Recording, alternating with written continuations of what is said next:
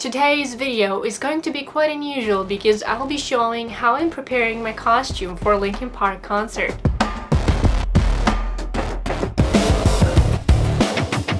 Going plain just doesn't match my vibe. I haven't visited a single festival without wearing a costume I personally made. So today I'll be vibing with Mike Shinoda and Linkin Park. So I used art of Mike Shinoda as a reference from his unique project called Ziggurats. And I'll go over making a cloak, the mask, and claws. So have you ever thought about a music costume? See, movie and game costumes are already a part of the pop culture, but is there anything more iconic than Linkin Park and the art that Mike Shinoda creates? Now there's one thing that I want you to remember. If something doesn't work, let's make it work. I bought a nylon fabric that's used for raincoats and cut some funky regular shapes that resemble dripping, tar, or slime.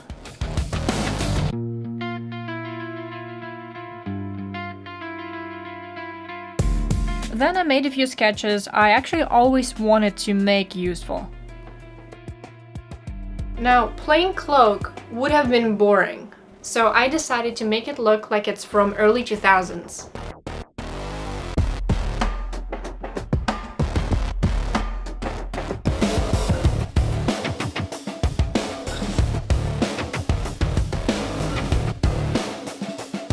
This cloak also has a neat standing collar now.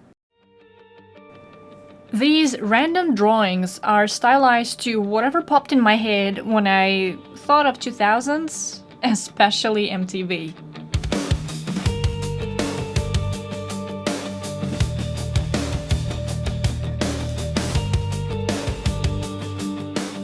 If you were born in 90s or earlier, what was the most iconic thing for you that you would put on this cloak?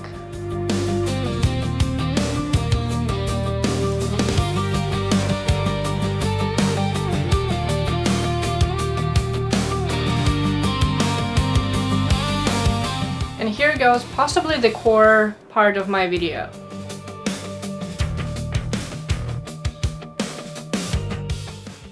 Now there's something you gotta see. It's not just a plain mask where everything is painted on top. It actually has grooves and textures. I imitated the look of a marker, but in a 3D way. So it's not smooth. It's not just something that was painted on top of a mask. It's actually fully, uniquely sculpted piece. While brainstorming on Mike's art here and there, I spent about 8 hours on Blender making this. Here's my mask sculpt, and my total runtime is at 500 hours, but my friends have more than 4,000.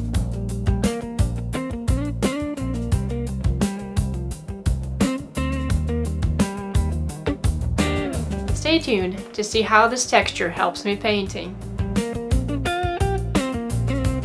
I always sand my creations. It provides best paint and primer adhesion, and I absolutely hate these fine stripes regardless.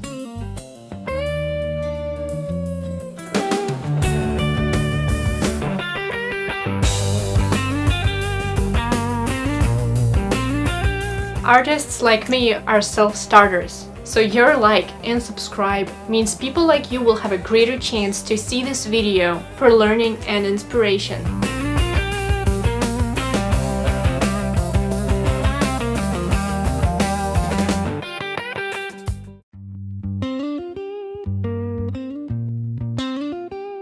Once I applied some base color, I used a technique called dry brushing. See how texture helped me here? That's why I had to envision this even before I started sculpting. You think about painting even before you start sculpting.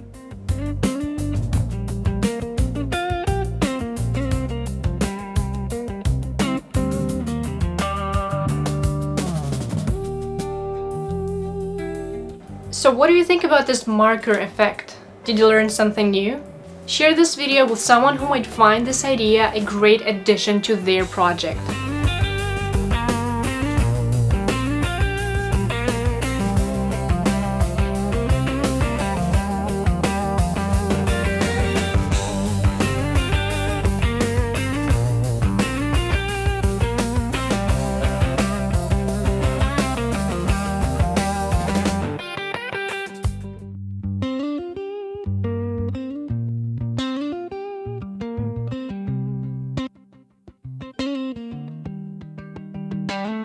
Now let me show you something.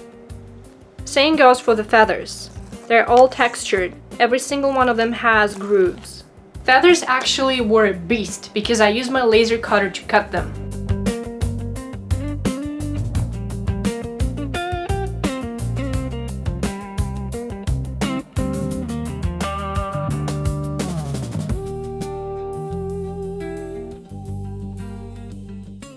The feathers were made out of 2mm thickness foam.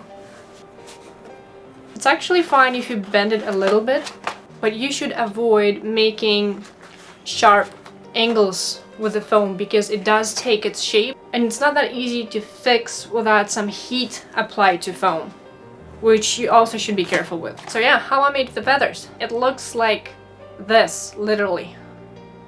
It's a small module. I don't have a full-on machine for this, so I bought a separate module to mount on top of my FDM 3D printer. So I have two machines in one.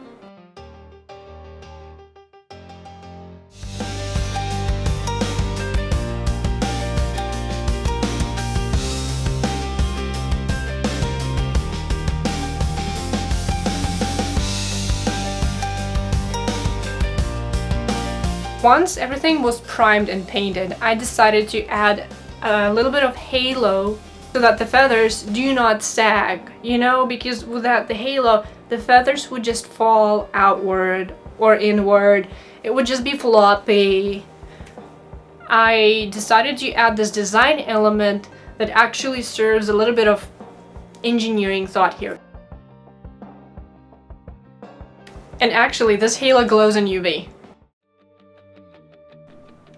Pretty much like anything else, I wanted to apply some contrast to the feathers. Although not apparent in daylight, UV light will reveal some divinity.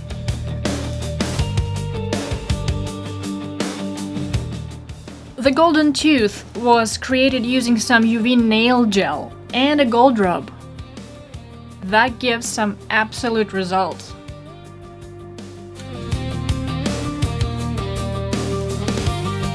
So what about the eyes? Can you see through them? Yes, I can. And for that, I used fabric called chiffon. That's kind of how I saw things, but I still don't like it. Guess why? It doesn't glow in UV. And remember what I said in the beginning. If it doesn't work, let's make it work. How did I make this fabric glow? The same paint I used on feathers, I diluted with water, then used airbrush to spray it all over and let dry. I was actually quite happy that the venue had UV lights. I bet I was flashing. I don't have a picture of me from afar, but hell, I feel like a Christmas tree.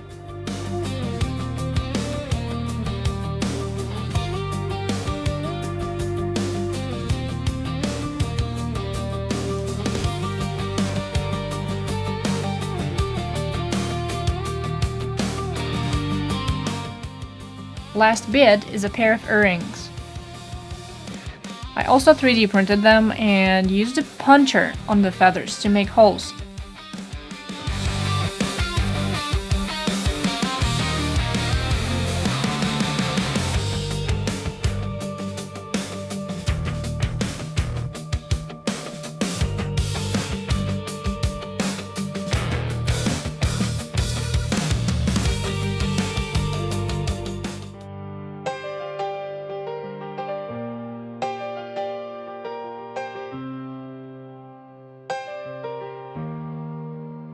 The claws are also made of foam, but I textured them with a putty They are pretty dull otherwise.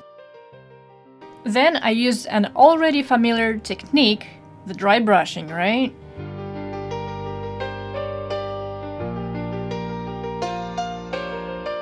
So I'm hoping to make more of these. I already have a few more ideas, but everything is time, right? I got a few other projects piling up on me, so please stay tuned, hit like and subscribe, and I'll see you in the next video. Val out.